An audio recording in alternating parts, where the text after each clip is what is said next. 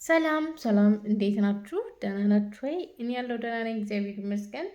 እንግዲህ አንዳንድ ወንዶች የፍቅር ጥያቄ ሲያቀርቡላችሁ አፍቅሯችሁ እንዳይመስላችሁ፣ ሁሉም ሰው አፍቅሯችሁ ወደ እናንተ ህይወት የገቡ እንዳይመስላችሁ፣ ህይወታችሁንም ለማመሰቃቀልም እንደሚገቡ እንዳትረሱ። የሚያፈቅራችሁን ሰው በትንሽ ማወቅ ትችላላችሁ።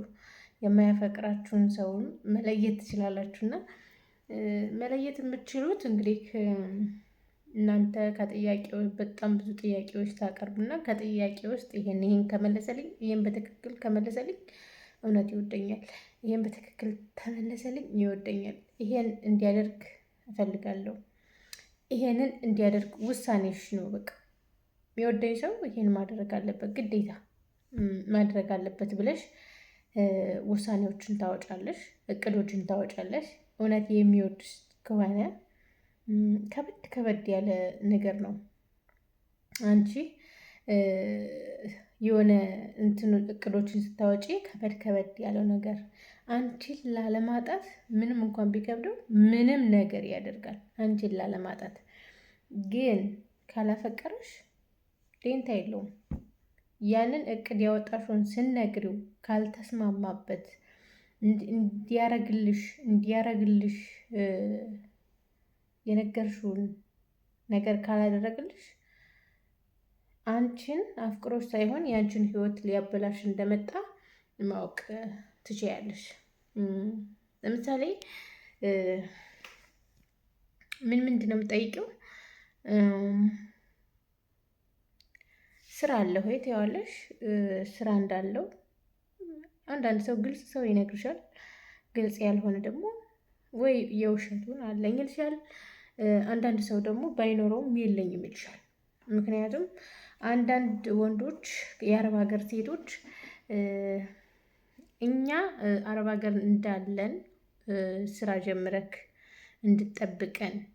እንድጠብቀን ብለው ብር ስለሚልኩ ይሉና ስራ እንኳን ቢኖራቸው ስራ የለንም ብለው ይላሉ።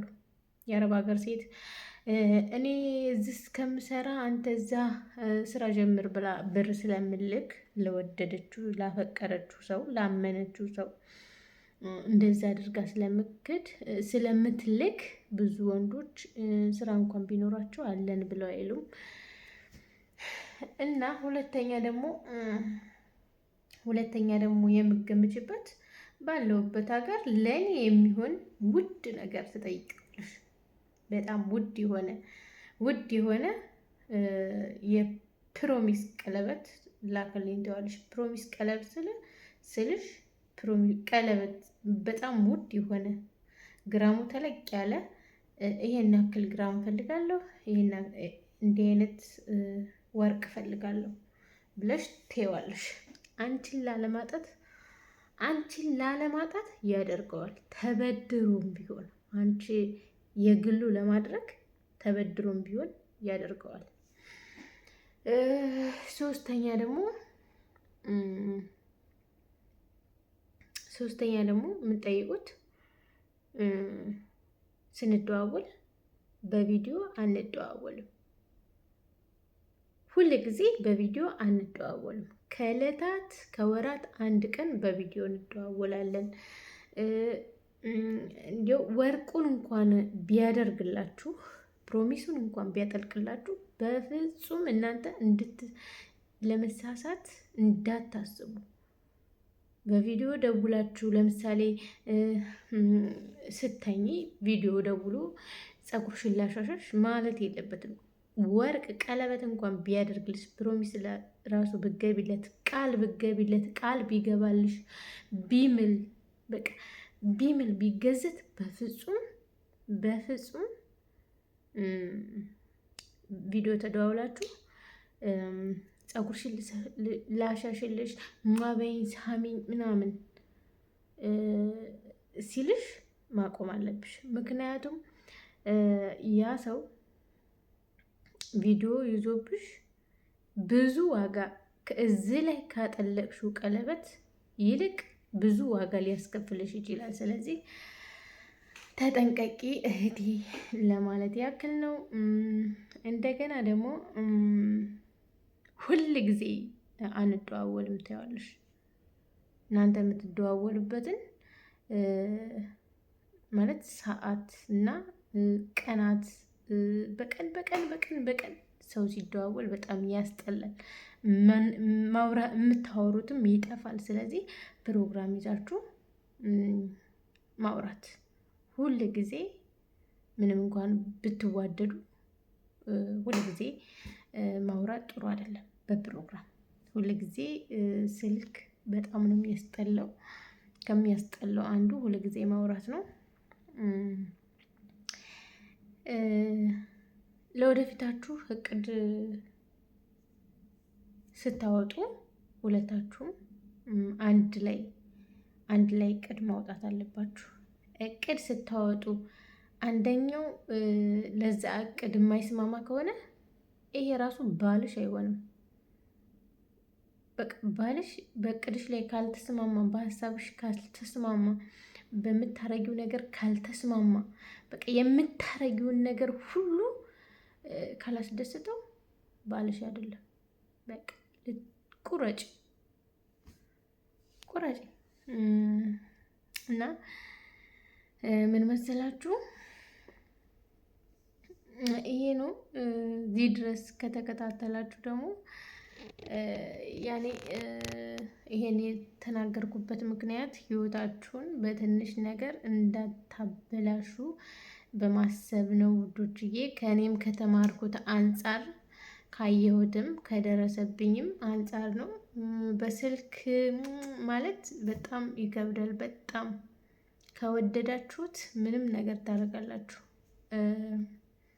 ከወደዳችሁት እንዳታጡት በማሰብ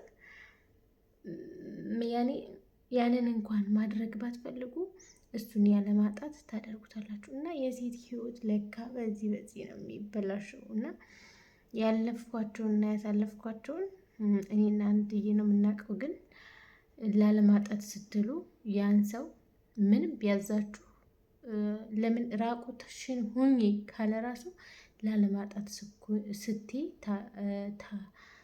ያዘዘሽን ሁሉ ትተገብሪያለሽ። ስለዚህ እህቶቼ ተጠንቀቁ እባካችሁ።